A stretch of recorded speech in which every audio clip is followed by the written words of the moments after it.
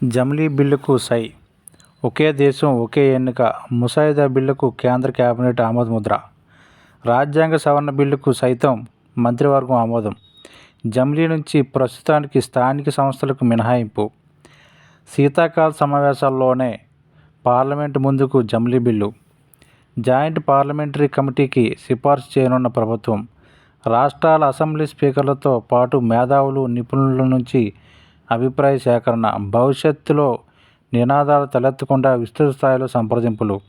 వచ్చే ఏడాది parliament budget సమావేశాల్లో బిల్లుపై ఓటింగ్ జరిగే అవకాశం. జమిలీపై ప్రజలకు అవగాహన కల్పించాలని మంత్రులకు ప్రధాని మోదీ సూచన. 2027లో ఏకకాలంలో ఎన్నికల నిర్వహించాలని కేంద్రం యోచన. దేశంలో జమిలీ ఎన్నికల దిశగా మరో ముందడుగు పడింది. ఒకే దేశం ఒకే ఎన్నిక ముసాయిదా బిల్లుకు కేంద్ర మంత్రివర్గం గురువారం ఆమోదముద్ర వేసింది.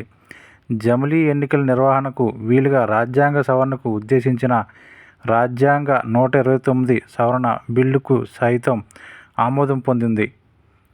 ఈ రెండు బిల్లులను ప్రస్తుత శీతాకాల సమావేశాల్లో పార్లమెంట్ ప్రవేశపెట్టే జేపీసీ పరిశీలనకు పంపించనున్నారు. భాగస్వామ్య పక్షాలతో సంప్రదింపులు, అభిప్రాయ సేకరణ తర్వాత వచ్చే ఏడాది పార్లమెంట్ బడ్జెట్ సమావేశాల్లో జమిలీ ఎన్నికల బిల్లుపై ఓటింగ్ జరిగే అవకాశం ఉంది. ఎప్పుడు జరగవచ్చు? ప్రస్తుతం 18వ లోక్సభ గడువు 2029 నాటి దాకా ఉంది. 2029 కంటే ముందు దేశవ్యాప్తంగా వివిధ రాష్ట్రాల శాసనసభల గడువు ముగియనుంది.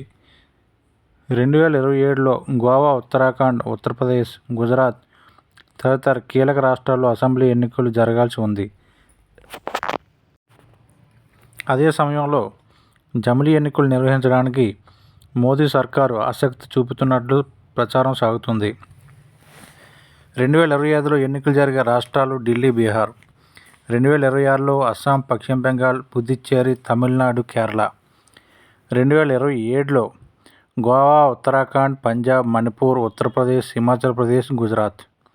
2028లో త్రిపుర, మేఘాలయ, నాగాలాండ్, కర్ణాటక, మిజోరాం, ఛత్తీస్గఢ్, మధ్యప్రదేశ్, రాజస్థాన్, తెలంగాణ. 2029లో అరుణాచల్ ప్రదేశ్, సిక్కిం, ఆంధ్రప్రదేశ్, ఒరిస్సా, జమ్మూ కాశ్మీర్, హర్యానా, జార్ఖండ్, మహారాష్ట్ర. అయితే కోవిడ్ కమిటీ సిఫార్సులు. కేంద్ర ప్రభుత్వం సూచన మేరకు రామ్నాథ్ కోవింద్ కమిటీ 2023 సెప్టెంబర్ 2న తమ కార్యాచరణ ప్రారంభించింది. రాజకీయ పార్టీలు భాగస్వామ్య పక్షంగా సుదీర్ఘంగా సంప్రదింపులు జరిపింది. అందరి అభిప్రాయాల సేకరణ 191 రోజుల కసరత్తు అనంతరం నివేదికను సిద్ధం చేసింది. 18,626 పేజీల ఈ నివేదికను రాష్ట్రపతి ద్రౌపది ముర్ముకు ఈ ఏడాది మార్చి నెలలో సమర్పించింది. కోవిడ్ కమిటీ సిఫార్సులకు ఈ ఏడాది సెప్టెంబర్లో కేంద్ర కేబినెట్ ఆమోదం పొందింది.